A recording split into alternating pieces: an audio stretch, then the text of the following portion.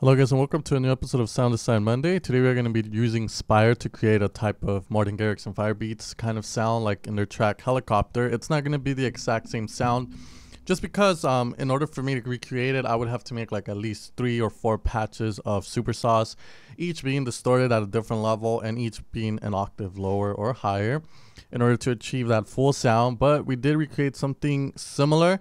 This would be used maybe for one of the layers, but this won't be the full sound. But the purpose of this video is for you guys to learn how to make just this layer and kind of, you know, get a little bit more familiar with Spire because a lot of people have been asking for me to use it more. So without further ado, this is what we're going to be making.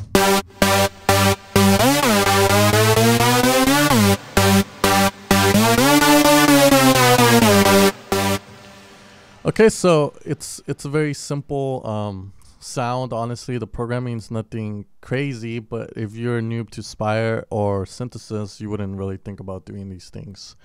Okay, so without further ado, let's get started. This is going to be a long tutorial just for the fact that I am going to be explaining everything a little bit more in depth because we are starting off with another new program, which is Spire, and I haven't really made tutorials explaining a lot about Spire. Okay, so let's get to it. So in Spire, our oscillators are going to be located on the top left corner. We have oscillator 1, oscillator 2, oscillator 3, and oscillator 4. In each oscillator, this is pretty much what you're going to be able to change individually for each one. And by that, I mean you can change the knobs on this one and it won't be the same for oscillator 2, 3, and 4. It's these 3 sections here. And these 2 sections are going to contain your, your wave table, what type of wave you want, a saw, a square, maybe a triangle. And then we have something different from Silent 1 is that we have wavetables. So I like to call this kind of wavetable synthesis. And each one is a different type of wave, which usually originated from a sine or, saw. And each one has their own characteristics. I mean, some of them really sound similar, but the whole idea with these is that you can apply FM synthesis, AM, and modulate certain parameters in the wave. So that's a little bit more advanced, and we'll get into that in future tutorials when we create more sounds with Spire. But for now, we're just going to be using the normal saw, which should be there by default. So for oscillator 1, you really don't need to touch anything. All you're going to touch is your octave section here. You see 2 arrows, one pointing up and one pointing down. So we're going down by an octave. So you want down an octave. And going down an octave is like going down from G, high G, to a low G. So I'm sure many of you guys know. And if you don't know, then just picture a keyboard and you're going from the top to the bottom. So next we're going to go into the detunement section, which is a little bit more different than Silent 1. In the detunement section here we have the detune knob and then we have a density knob. Pretty much what I've noticed is once you detune a lot, you can detune way even more by increasing density, and it gives you that effect more. The problem with the density is if you have it all the way up instantly, because a lot of people think density means big, bigger, fuller, and that's the thing, but it's only being applied to detunement. And if you go high and you detune a lot, you're barely gonna hear anything. Like you're gonna hear the saw, but it's gonna be so detuned it sounds like crap. Okay, so let's just leave it at this. So we're gonna leave it here at 9, and we're just gonna put detunement there. Okay. Next, we're gonna be applying 9 voices in unison mode. Unison mode is another word of saying how many voices are gonna be playing together as one. United. That's where it comes from, I believe. And yeah, we're going to be using 9 voices, which is much greater than 9 voices, just like the Virus TI can do. That's the main reason why I call this synth the mini virus or the VST version, like without the hardware needed, So yeah, Spire is a very, very powerful synth. So pretty much 9 voices. We're gonna leave 9, and we're gonna leave this 1 octave by default. It should be like that, but later if you want to be using these, pretty much what 2 octaves does is the synth, the program itself, when you click a note, will play the higher octave of that note automatically when you have these settings, and 3 octaves means those 3 up as well. Next, we go into this section where we're going to put the whiteness. We're going to put it all the way down, which should be like that by default. And whiteness is just going to relate to stereo field. So the wider the sound, the more you're going to hear it towards the sides of your headphones, or more wider you're going to hear it through your monitors. Wide sounds, using the wide is really, you got to be really strategic about it. Sometimes what I love to do is have a sound be mono and then have like a supersaw just cover it on the wide so it sounds a little bit more fuller. Here we're not going to do that because this is going to be using for a drop. We want to keep it as mono as possible in our synthesizer, because later you guys, I'm sure many of you guys are going to do post-production where you start kind of making the synth sound huger. So here you kind of want it to be more in the center, so it hits harder than having it be more on the sides where it's not going to hit as hard. Okay, so it's like punching someone in the nose because you're in the center, but if you punch someone barely on the ear, then it's not going to do much. And that's just my analogy there. And pretty much we leave this by default. We go into Oscillator 2, where we're going to be having, again, another saw wave. So by default, all you want to do is put this down an octave. You want to turn the fine knob to the left by 4 cents. So, you know, you're going to do it like that. And the reason for 4 cents, same thing we do in massive, is whenever you kind of move the pitch a little bit, not as much, you're kind of detuning it as well. It just makes it sound a little bit more wider because it's covering a different frequency barely, but it's covering, that's in my head, like when you change the pitch, you change the frequency, that sound is going to be in. So by doing that, you change it a little, so it's not the same as Oscillator 1, especially since they're both going to be in the same octave. And then we're going to go into Oscillator 2. This is where we're at right now. We're going to detune. We're going to put 9 voices. We're going to detune to 630, as you can see up here. I'm trying to point with my finger right here in this bar. You'll see 630. Density is at 190. 9 voices, 1 octave, and we're leaving this by default like this. We're going to Oscillator 3, and again, we have another super saw. Down an octave, do the same thing. Move it to the right by 6 cents. It's just a value, I guess they add, centi, so forth. So yeah, this is a fine focus knob. It's also found in Silent 1. I don't know why a lot of people don't use it though, but here we have our fine knob. So we're going to go 9 voices, detune, again, not the same. Try not to get it as same as your previous ones. So you kind of want to add some variety there. So we'll get it like there. I have it at 530, density is at 175, no witness. We're going to turn Anna off on this one. I picture Anna being the same as, you know, a retrig in Silent 1. So even though it doesn't work the same way, but you know, yeah. Okay, so once we have this, we're going to Oscillator 4, where again, this one's going to be down 2 octaves. We're going to fine tune this to the right by 0.4 or plus 4 cents. And then we're going to go 9 voices, detune at 265, and density is going to be put at 200. And our width is going to stay down at 0 again with Anna on this time. Finally, once we're done here, we're pretty much done with, you know, selecting the type of wavetables we want. Now we're going to do a little bit of post-processing, and that's what I like to call it, even though it's not considered post since we're in the synth still. But we're going to be adding some effects. So first, we're going to go into mode here. We're going to go into our first effect that it's in Spire. It's called the shaper, or as I like to call it, a distorter or a distortion in my head. And the reason it's called a shaper is if you were to bring up an oscilloscope or something to, you know, look at the waves, you would shape the wave a little bit more differently with the distortion units. So what we're going to do is we're going to be playing a clip, and we're going to put the drive at 110 with our dry and wet at 220. And then now here we have a low cut and a high cut, and these low cuts and high cuts are only being applied to the distortion. So pretty much what we're going to do is we're going to put the low cut here to around a little bit before 9 at 174. High cut will remain all the way up, bit all the way up, and S rate all the way up. The bit rate is pretty much, you know, like whenever you think of a Super Nintendo or Nintendo 64. Nintendo 64 is 64 bit rate, and I know the Super Nintendo is either 32 or 16 bit. So pretty much it should be self-explanatory. Like if you go low in bit rate, you're going to lower the quality of your sound or the distortion. No phasing, no chorus. We're not going to have a delay, and we're going to be applying a reverb. In Spire, we have 2 types of reverbs. We have a plate 1 and plate 2. Don't ask me what the difference between both is. Just let your ears decide which one sounds better to you. Our dry and wet is going to be set a little bit at 159. Our pre-delay, which is before the reverb comes in. See, I'll show you guys. In Silent 1, I always explain what the pre-delay was, and the problem with that was that the pre-delay in Silent 1 wasn't it wasn't I don't like to, how would you call it? It wasn't as giving. Let's just say, like if you put the pre-delay all the way up, you would still barely hear it. And here you can definitely hear a pre-delay. So we're gonna put this up. So if we put the pre-delay up, you'll hear the reverb come in. So that's what the pre-delay knob does, and that's what it does in Silent 1 as well. So now I can show it through here. So we want our pre-delay at 214. Our dry and wet at 130, around there, a little bit before 9.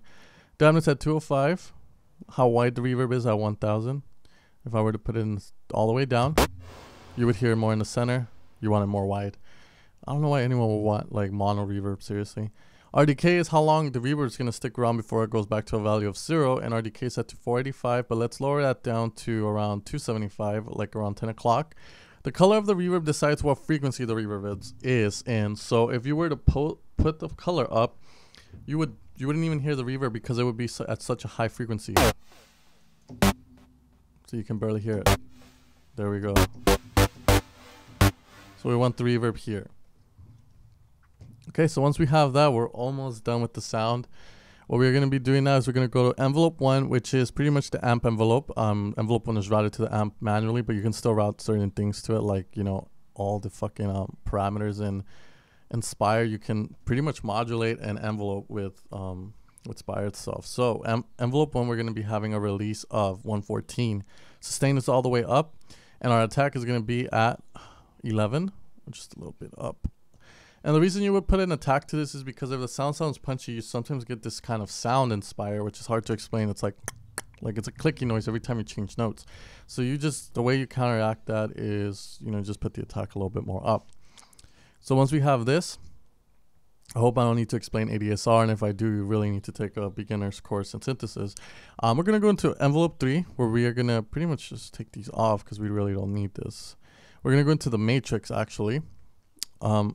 Oh yeah, Inspire, that's one thing I also don't like. Whenever you when you initialize a sound and you make a sound and then you initialize it again, your envelopes stick around as like if this was cut off 2 again and you went to go make a new sound and just initialize this, you're still gonna have the cut off 2 there. So it's something you need to change. But we're gonna go into the matrix. Best way to explain the matrix is, let's say you wanna use one LFO for like a shit ton of things. So that you would do it in the matrix because it gives you four triggers or 4 things you can modulate at once with one thing. So here what we're going to do is we're going to use LFO 1.